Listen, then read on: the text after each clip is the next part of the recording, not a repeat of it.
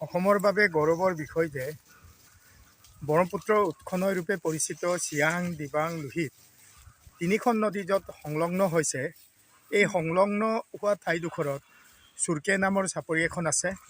সেই চুৰকে নামৰ চাপৰিখন বনৰীয়া ঘোঁৰাৰ বিচৰণ ভূমি ৰূপে বিখ্যাত। চুৰকে চাপৰিখন পৃথিৱীৰ জৈৱ বৈচিত্ৰতাৰ মুখ্য ভূমিৰূপে পৰিচিত ডিব্ৰু-চৈখোৱা ৰাষ্ট্ৰীয় উদ্যানৰ সমীপতে অৱস্থিত।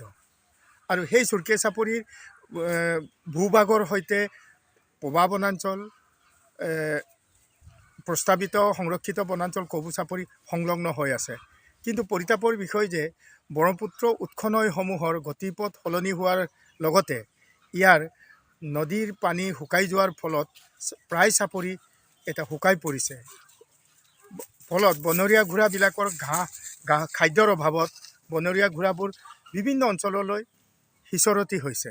বিশেষকৈ শিৱগুৰি অঞ্চলৰ পৰা কবু চাপৰি আশে পাশে থকা চাপৰিবিলাকলৈ বনৰীয়া ঘোঁৰাবোৰ সিঁচৰতি হৈছে, যাৰ ফলত বনৰীয়া ঘোঁৰাক লৈ অতদিনে গোপনে চলি থকা চোৰাং বেপাৰীবিলাকে চোৰাংকৈ বিক্ৰী কৰাৰ এটা সুযোগ পাইছে। ফলত তাৰোপৰিও বনৰীয়া ঘোঁৰাবোৰ খাদ্যৰ অভাৱত আশে পাশে থকা খেতি পথাৰ অঞ্চললৈ সোমাই যোৱাৰ ফলত তেওঁলোকৰ ওপৰত খেতিয়ক মানুহৰো অত্যাচাৰ আৰম্ভ হৈছে।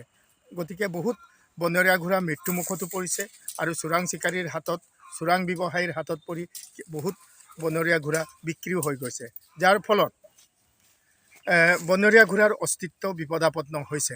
গতিকে আমি জোনাই আঞ্চলিক নেচাৰ্ছ বেকন তৰফৰ পৰা ধেমাজি জিলা বন সংমণ্ডল আৰু উপায়ুক্ত মহোদয় লগতে জোনাই মহকুমাৰ মহকুমাধিপতি মহোদয়ক দৃষ্টিগোচৰ কৰিব বিচাৰোঁ যে এই বনৰীয়া ঘোঁৰাসমূহক সংৰক্ষণৰ কাৰণে অতি সোনকালে আৱশ্যকীয় পদক্ষেপ গ্ৰহণ কৰক। অন্যথাই এই আপুৰুগীয়া বন্যপ্ৰাণীসমূহ আমাৰ এই অঞ্চলৰ পৰা চিৰদিনৰ কাৰণে নিশ্চিহ্ন হোৱাৰ এটা সম্ভাৱনা প্ৰকট হৈ উঠিছে।